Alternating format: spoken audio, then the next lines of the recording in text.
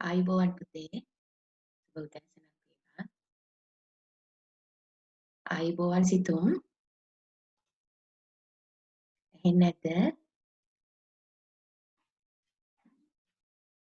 සුබ උදෑසනක් වේවා. ඇහෙන්නේ සිතුම් සුබ උදෑසනක් වේවා කියන්නේ.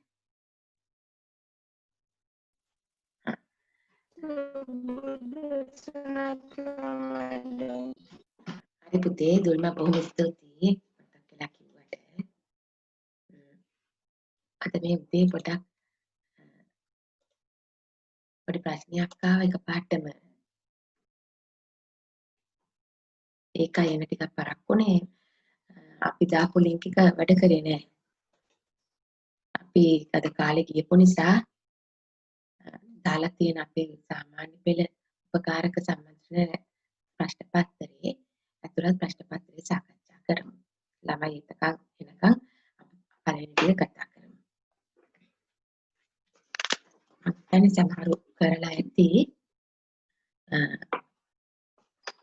මේ දවස් ටිකේ තියෙන වැසිබර කාලගුණේ හින්දා පුතේ ඔය සිග්නල් වල පොඩි එහාට මෙහාට යන අවස්ථා තියෙනවා.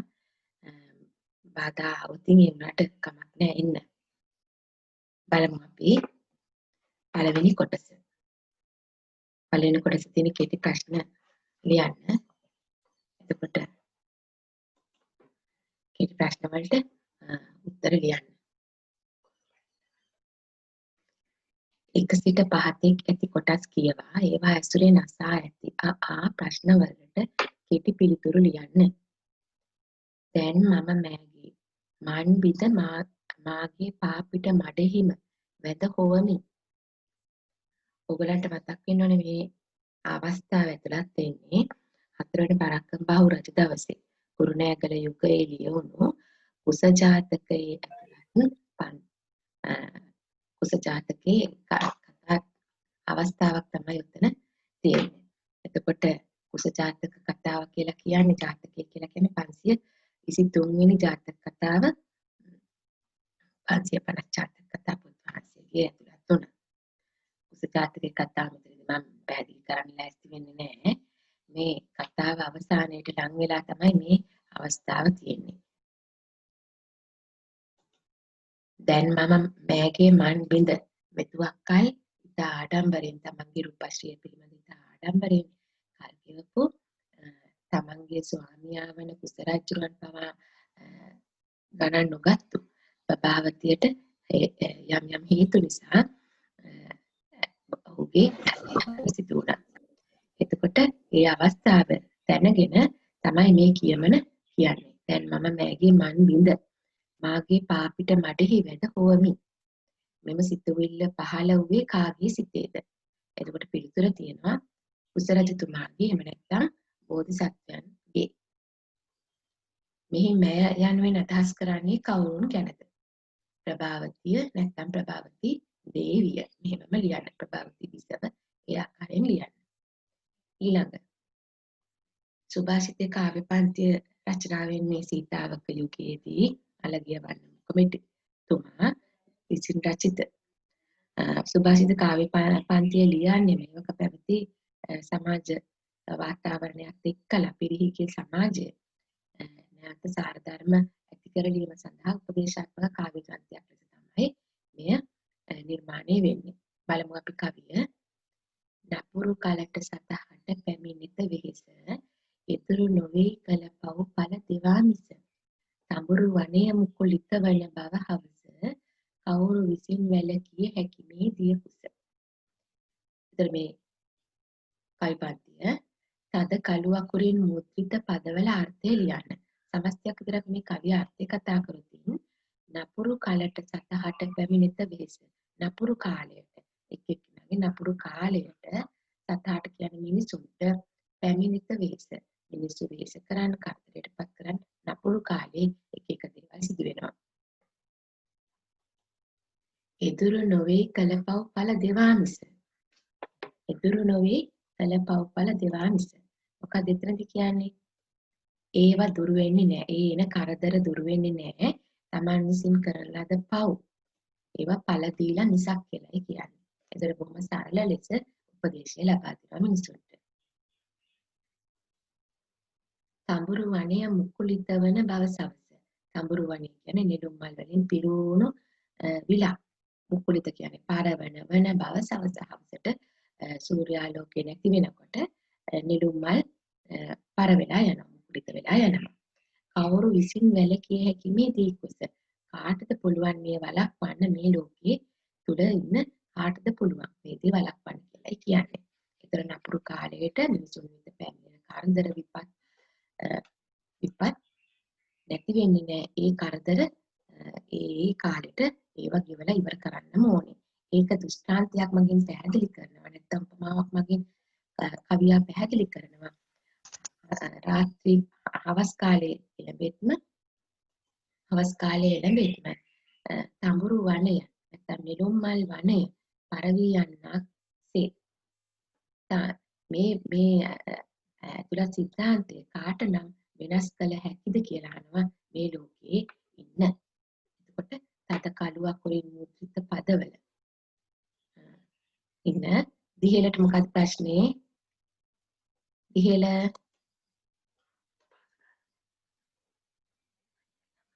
පුතේ ප්‍රශ්නයක් තියෙනවා නම් අහන්න. ඒක ප්‍රශ්නයක් නෑ.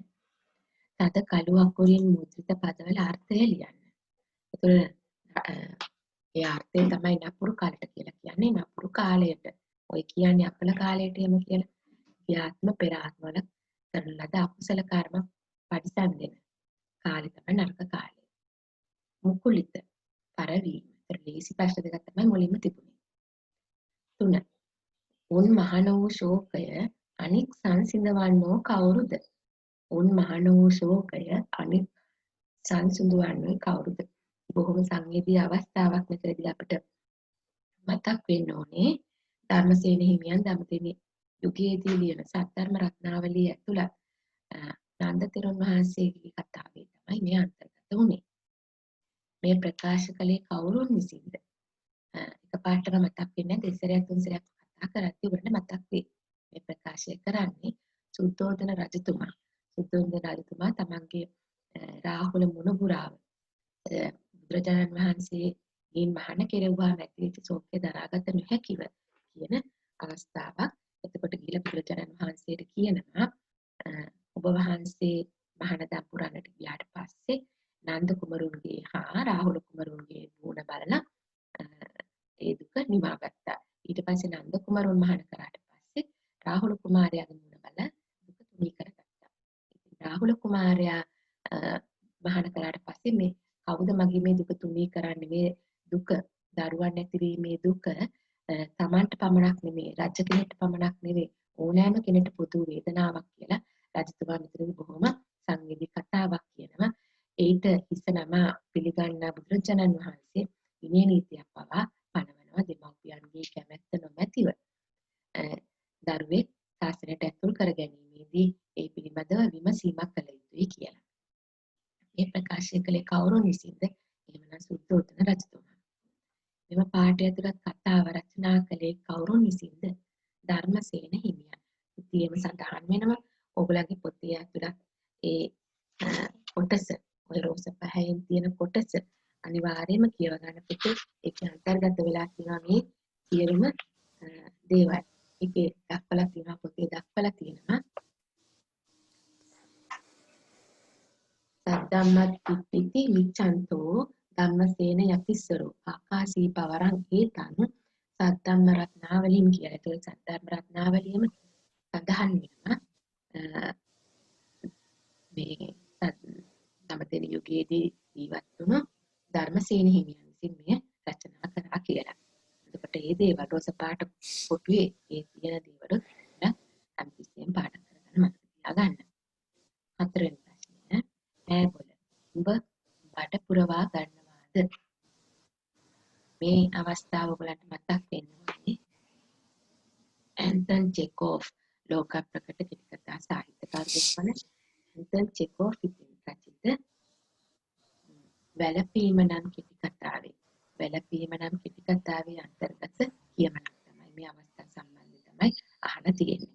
එතකොට කෙටි කතාව පිළිබඳව අපි ඉගෙන ගන්නකොට කෙටි කතා ලක්ෂණ තමයි එක් ප්‍රබල සිද්ධියක් සහ ජීවිත චරිත සංඛ්‍යාවකින් යුක්ත ඒකායන ධාරණාවකින් ගලාගෙන යන කතා වින්‍යාසයකින් යුතු අපූර්වත්වයෙන් කොට නැගුණු කතාවක් පිළිබඳව තමයි අපි කෙටි කතාවක් කියලා දකින්නේ. ඒකට ඒ ප්‍රබල සිදුවීමක් පමණයි තියෙන්නේ.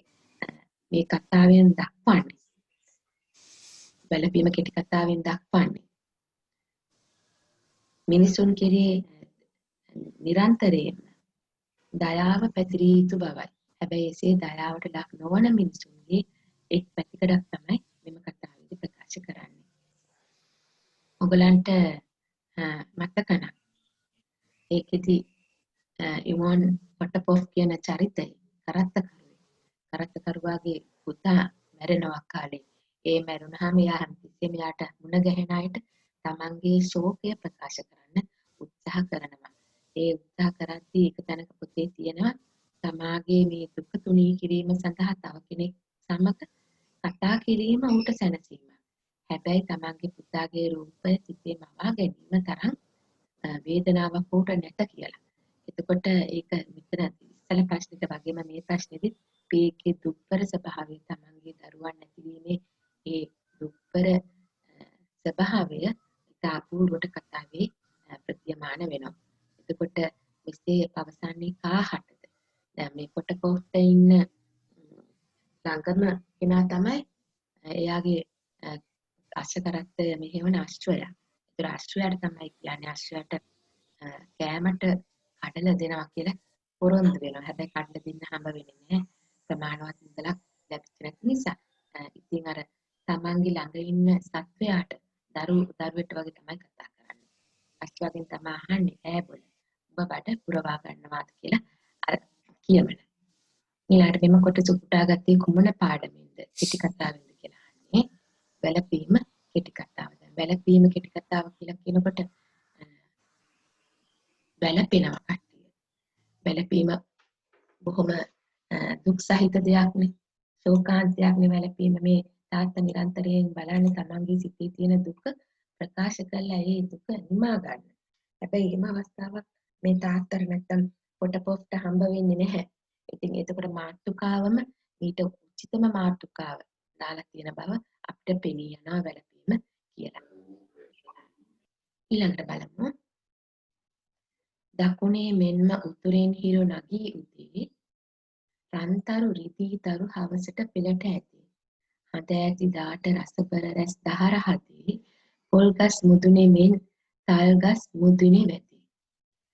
මං ඉස්සලම කියන්නම් මේකේ රචකයා තමයි සාගර පලන්සූරිය. උතුරෙන් කාව්‍ය පන්තියෙන් තමයි මේක උපුටාගෙන තියෙන්නේ. මේ මුඛ්‍ය අදහස තමයි ජාති ભેදය දුරලා උතුරේ දකුණේ ජීවත් වෙන එකම මිනිසුන්ගේ සිත් සතන් එකට එක් වී කටයුතු කරන්න ලැබේවා කියන ප්‍රාර්ථනාව. එතකොට මේක අහන්නේ මෙන්න පද්‍ය රචනා කළ දේ කවුරුන් විසින්ද? එහෙනම් සාගර පලන්සූරිය මහතා විසින්. මෙහි ස්වභාවික සිදුවන සිද්ධිය බලමු අපි කවිය කතා කරලා. දකුණේ මෙන්ම උතුරෙන් හිරු නගී උදේ. දකුණේ හිරු නගිනවා උතුරේ හිරු නගිනවා. එහෙමනම් මේ හිරු නගී උදේ කියන එක උදේ කාලයේ හිරු නැගීම ස්වභාවික සංසිද්ධිය. උත්තරේ අපි ගමු හිරු නැගීම. ඊළඟට අපි දෙවෙනි පේලියට යමු. රන්තරු රිදීතරු හවසට පෙළට ඇති. උදේට හිරු නගිනවා හවසට තරු හඳ නගින බව කවියා දක්වනවා. හඳ ඇති දාට රසබර රැස් දහර හදේ. හදත් ගැන කතා කරනවා හදවතත් ගැන කතා කරනවා. හඳ තියෙන දවසට රසබර රැස් දහර මේ අපූර්වට මේ වචන දෙක අමුණලා මේ එක වැකියකින් ලස්සනට කියනවා. මේ මිනිසුන්ගේ උතුරේ ජීවත් වෙන මිනිසුන්ට දකුණේ ජීවත් වෙන මිනිසුන්ට ස්වභාවික සංසිද්ධීන් එකසේම ලැබෙන බව දරා ගන්න බව එකම හදවතක්සේ කටයුතු කරන බව කවියා මෙතනදී දක්වලා තියෙනවා. පොල්ගස් මුදුනේ මෙන් තල්ගස් මුදුනේ වැටේ. පොල්ගස් තියෙන දකුණු පළාතේ තල්ගස් තියෙන උතුරු පළාතේ. එතකොට මේ හැම හිරු දහරක්ම සතර දහරක්ම මේ හැම දෙයක්ම මිනිස්සුන්ගේ හදවතට වැටෙනවා වගේම තමයි පොල්ගස් ඒ වගේම තල්ගස් මේවා සංකේත. පොල්ගස් කියන්නේ සිංහල බෞද්ධ සංස්කෘතියක් නියෝජනය කරනවා. තාල්ගස් කියලා කියන්නේ දෙමළ මිනිසුන්ගේ සංස්කෘතිය ඒ දේවල් වටපිටාව නියෝජනය කරනවා. ඒතර මේ හැමෝටම ස්වභාව ධර්මයාගේ එකම සැලකිල්ල ලැබෙන්නේ කියලා මෙතනදී කවිය අපූර්වට දක්වලා තියෙනවා. එහෙනම් උත්තර 5 ලියා ගන්නකන් චුට්ටක් මම වෙලාව දෙන්න.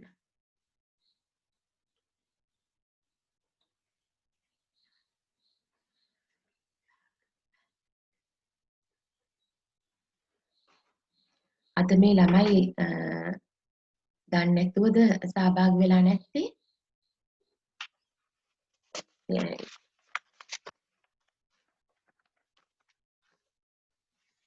කවුද අපේ මේ ශිරෝමි මැඩම්ගේ ළමයි ටික නැත දන්නේ නැහැ නේද ආරු?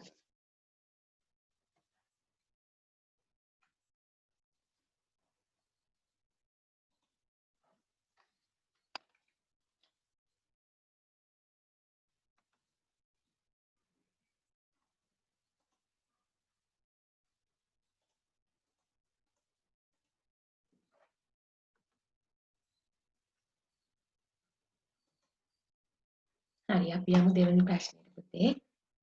මේ පද්‍යපන්ති අපි සාකච්ඡා කරා. පද්‍යපන්ති අපි පන්ති සාකච්ඡා කරා.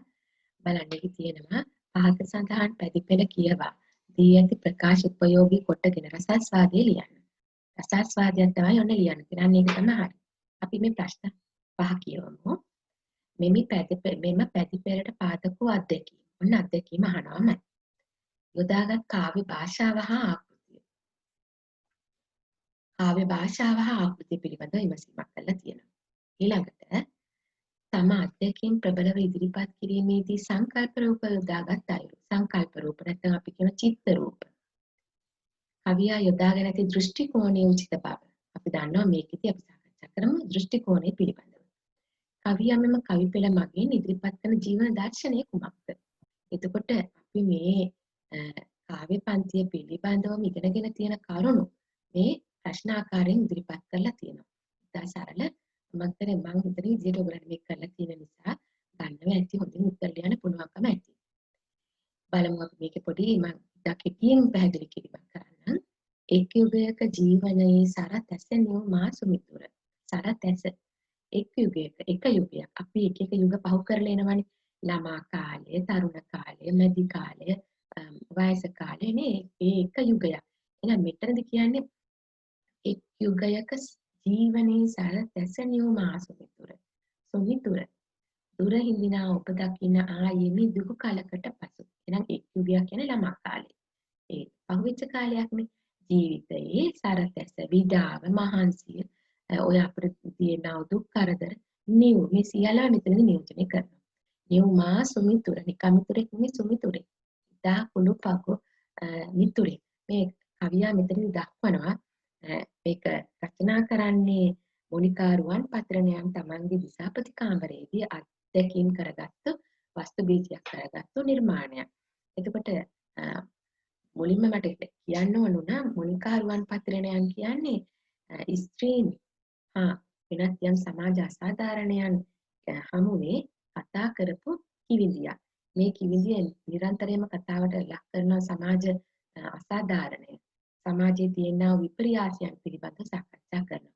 එතකොට මේ තමන්ගේ දිසාපති කාමරයේදී අය මේ පිළිබඳව තියෙන සමාජයේ තියෙන එක් පැතිකඩක් අපිට පෙන්වලා දෙන්න හදනවා හරි අපූර්වට. මෙතනදී ආකෘතිය කතා කරමින් දෙපද එලි සමය එලි වැට තියෙනවා වූ ආකෘතියක් තෝරගෙන තියෙනවා දෙපද.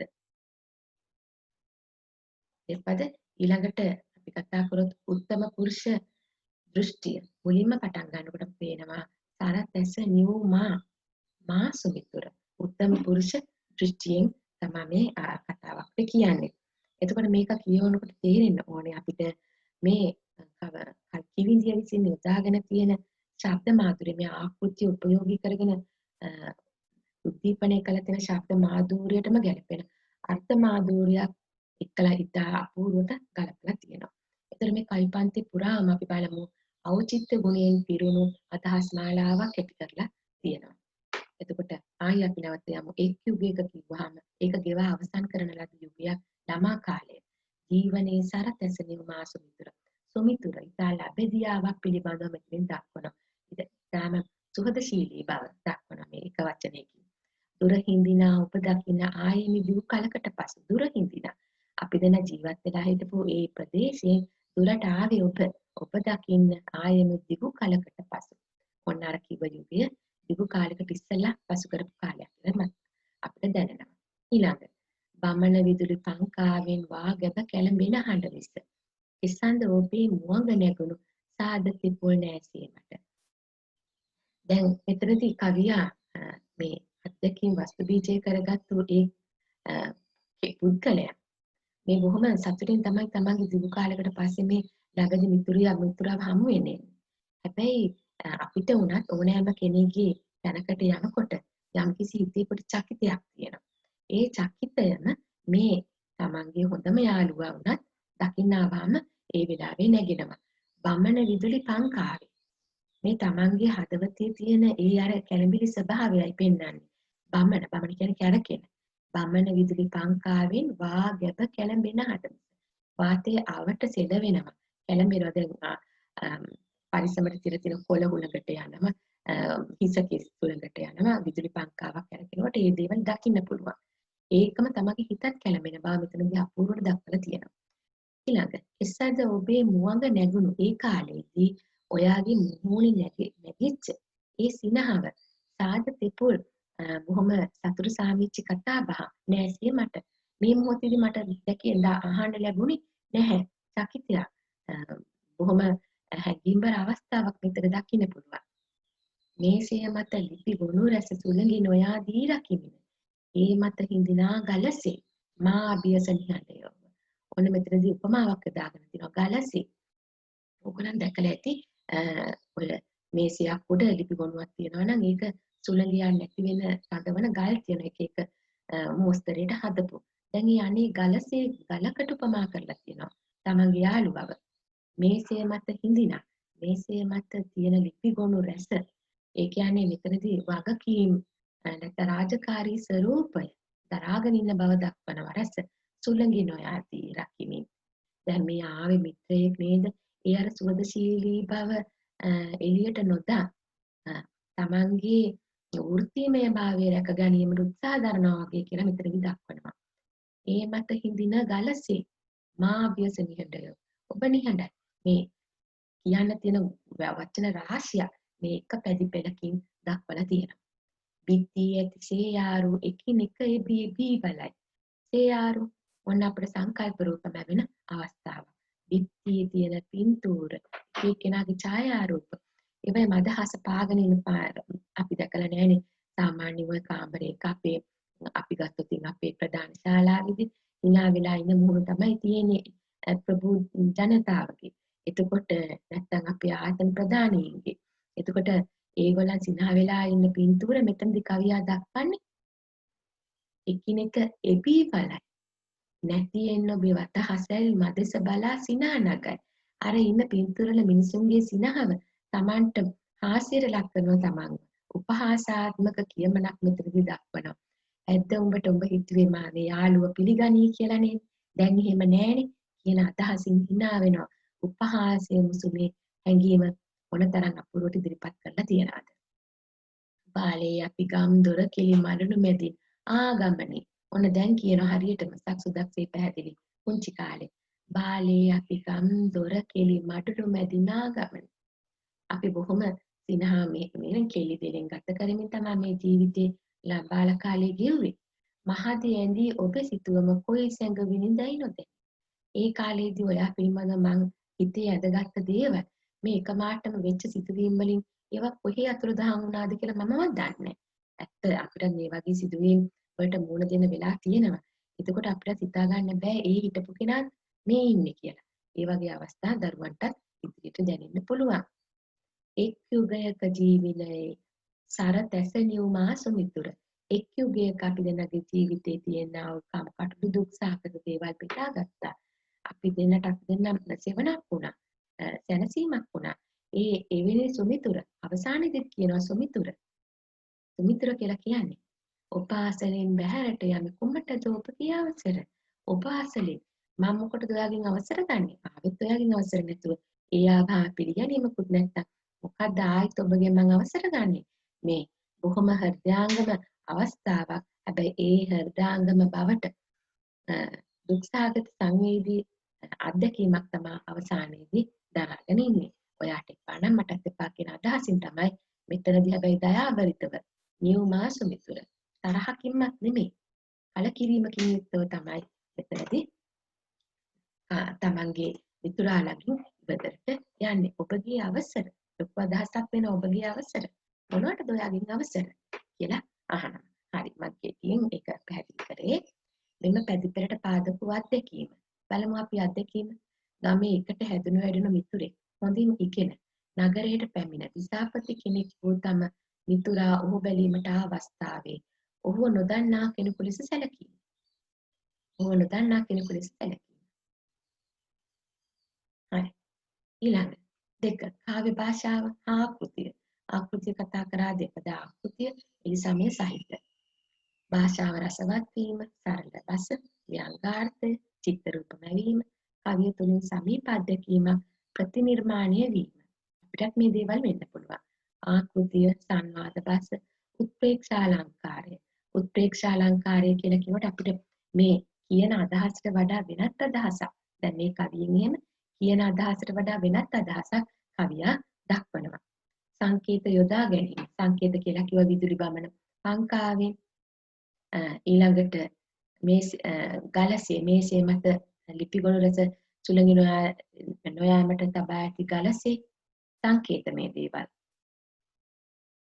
උදාහරණ සහිතව දක්වා තියෙන්න ඕනේ. එතකොට දෙවැනි ප්‍රශ්නට උත්තර ලියාදී පුතේ ඔයාලට තේරෙන්න ඕන භාෂාව සරලයි සුගමයි චිත්ත රූප මැවෙනවා කියලා කියනකොට මෙන්න මේ අවස්ථාවලින් එකක් අරගෙන ඒකට උත්තර මේ උදාහරණේ සපයන්න. ඔන්න දැන් උදාහරණ සපයන්න ඕන කියලා එක තියෙනවා. සංකේත යොදාගෙන තිබීම උදාහරණ සහිතව දක්වා තිබීම. අපි නිකම්ම ලියාගෙන යන්නේ නැහැ. එතකොට මෙතනදී කියනවානේ සංකේත යොදා ගැනීම. සංකේත වලට මේ පේලි දෙක ලියන්න. සංකේත යොදා ගැනීම. ඒ වගේ 3-4ක් ලියන්න. ඊළඟට චිත්ත රූප මැවීම මේ සියල්ලම අපිට චිත්ත රූප මැවෙන අවස්ථාවක් තියෙනවා. එතකොට චිත්ත රූප මැවීමට එක් අවස්ථාවක් යොදා ගන්න. ඊළඟ තම අත්දැකීම් ප්‍රබලව ඉදිරිපත් කිරීමේදී සංකල්ප රූප යොදාගත් අයුරු. සංකල්ප රූප චිත්ත රූප මැවෙන අවස්ථානේ තියෙන්නේ. මේ හැම එකකම දුර හිඳින දුක කාලකට පස්සේ අපි බලමු දෙවෙනි පේළියෙන් බමන විදුලි පංකාවේ මේවා අපිට චිත්ත රූප මැවි පේනවා මේ වගේ අවස්ථාව. ලොක්ෙක් ඉස්සරහ වාඩි වෙලා ඉන්න හිනාවක් මුකුත් නැතිව.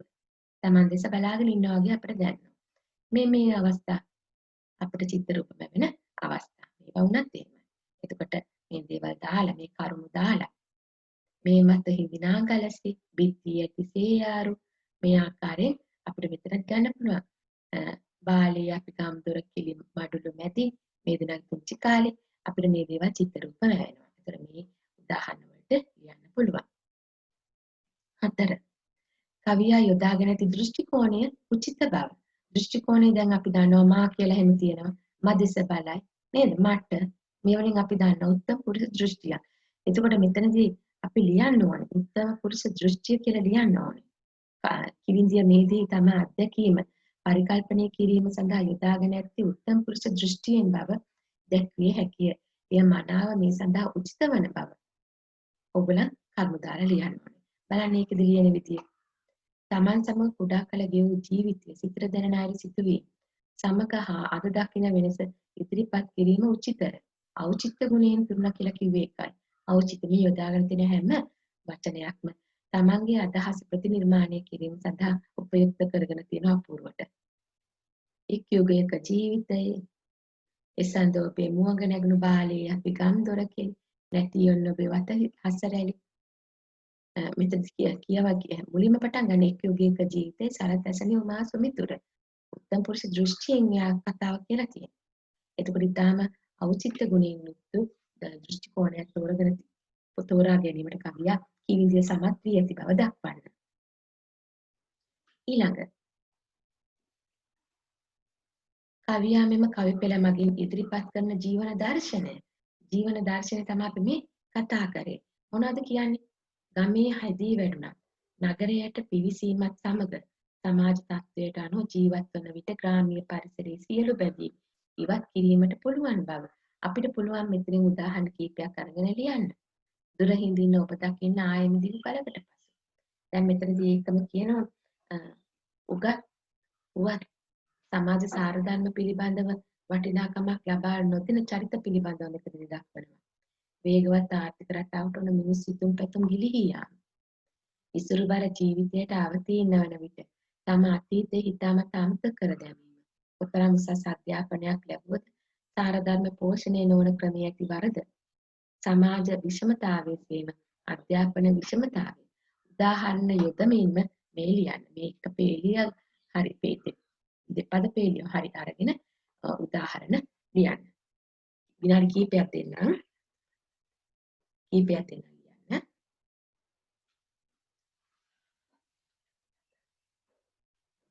තව විනාඩි 4ක් වගේ තියෙන්නේ. ඊළඟ සම්බන්ධතාවයේදී එන්න පුතේ.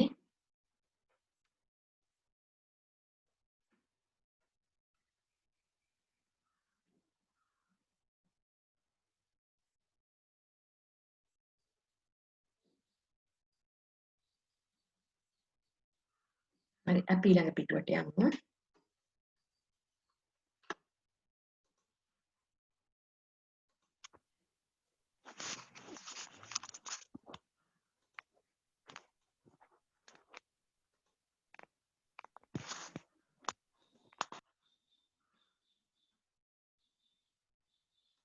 බලන්න ඡේදයක් දීලා තියෙනවා. ඡේද බැලුමට ඔයගලන්ට මතක් වෙනවා ඇති. නන්ද තෙරුන් වහන්සේගේ කතාව ඇසුරෙන් තමයි මේ ඡේදය දීලා තියෙන්නේ. හැමදාම ඔයගලන්ට ඡේදයක් දෙනවා. ඒ ඡේදේ මේක හෝ ඊළඟට තියන නැතහොත් කියලා ඒ ප්‍රශ්නෙත් අපි සාකච්ඡා කරනවා. මේ තෝරා ගැනීමක් තියෙනවා. මම හිතන්නේ මේ වගේ ඡේදයක් තෝරාගත්තාම ඔයගලට ලියන්න ලේසියි. උම්මග කුසජාතකයෙන් හරි නන්ද තෙරුන් වහන්සේගේ කතා වස්තුවෙන් හරි ඡේදයක් ආවහම ඒක මගහරින්න එපා පුතේ ලියන්න. බලමු ඒකේ පළවෙනි ප්‍රශ්න 4. කියවලා බලමු තුන්වෙනි ප්‍රශ්නේ.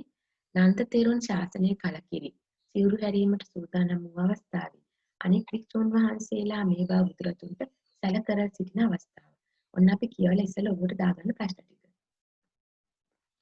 ප්‍රශ්න විතර ප්‍රශ්න මම උත්තරේ කියුවේ ප්‍රශ්න. නන්ද තෙරුන් කතා වස්තුවෙන් උපුටාගත් මෙම කොටසින් කියවෙන අවස්ථාව කුමක්ද? 2. මෙම අවස්ථාවේ බුදුන් වහන්සේ නන්ද තෙරුන්ට පැහැදිලි කර දීමට යෙදූ උපාය කුමක්ද? මෙහිදී නන්ද තෙරුන් තෝරාගත්තේ කුමන මාර්ගයේද? නන්ද කුමරුන් හා ජනපද කල්යාණිය අතර වූ බැඳීම ඉස්මතු කර ඇති අයුරු විස්තර කරන්න. නන්ද තෙරුන් වහන්සේගේ කතාව කියලා කිව්වහම අපිට තේරෙනවා ඒකෙදී ධර්මසේන හිමියන් නිරන්තරයෙන් උත්සාහ කරන්නේ යම්කිසි උපදේශයක් ලබා දීම සඳහා. කතුවරයාම දක්වනවා එසේහින් යම් කෙනෙක් නුවණ මදවත් කුසල ඡන්දයේ ඇතිව ධර්මාභියෝගයට උපදෙස් ලැබින් බණ දැක පින්කම් හැසිර ආදී වශයෙන් කියනවා. දැන් එතකොට මේ කියන්නේම කෙනෙක්ට මේ ධම්මපද අහලා මේ කියන්නා වූ ධර්ම කරුණු අහලා නිර්වාණය පසක් කර ගැනීම සඳහා යම් හේතුවක් මෙම ජාතක කතා ඔස්සේ පහසුවක් සලසලා දෙනවා. එතකොට ධර්මාභිලාෂයෙන් ඇති වෙන අයට තමයි මේ ජාතක කතා දේශනා කරන්නේ. එතකොට මේ ජාතක කතාව සඳහා හේතුභූත වෙන්නේ හරියට ශාසන අනුශාසනාවක් හරිහමන් අනුශාසනාවක් නැතිවීමෙන් ශාසනයට ආසා නොමැතිව ශාසනයෙන් ඈත් වීමට උත්සාහ දරපු නන්ද තෙරුන්ට යලිත් ඒ සඳහා යොමු කර ගැනීමට තමයි මෙම ජාතක කතාව දේශනා කරන්නේ. අපි ඊළඟ විනාඩියේදී තව විනාඩියක් තියෙනවා මම කියවන්නම්. බලමු මේ ඡේදයට යමු. මෙසේ බුදුන් දෙව්රම්හි වසන කලට ආයුෂ්මත් කියලා කියන්නේ ආමන්ත්‍රණය කිරීම. පින්වත්නි කියලා කියන්නේ පින්වත්නි කියලා දැන්ටත් කියන්නේ ඒ වගේ. ඕ නන්ද තෙරුන් වහන්සේ බැදෑවන් බිසෝන් කියාලු බැදෑවන් බිසෝන් වහන්සේ කියලා කියන්නේ නෑනන්ඩිය. තමන් දැන් විවාහ වීමට අපේක්ෂා කරපු නෑනන්ඩිය. බිසෝන් කියාලු බස් කියන ලද බස් නැමැති එතන සමාන කරනවා බස් නැමැති වෛති පෙම්. වෛති කියලා කියන්නේ සායක්. පෙම් නැමැති දිවුල් ලාටු මුසු කොට